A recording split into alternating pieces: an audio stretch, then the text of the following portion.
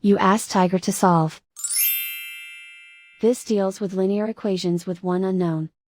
The final result is x equals 81/2. Let's solve it step by step. Simplify the expression. Expand the parentheses.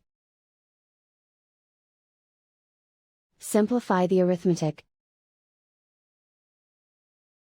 Group all x terms on the left side of the equation. Subtract 9x from both sides. Simplify the arithmetic.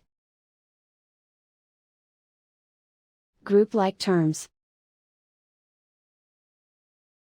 Simplify the arithmetic. Isolate the x. Divide both sides by -2. Cancel out the negatives. Simplify the fraction. Cancel out the negatives. And so the final result is x equals 81/2.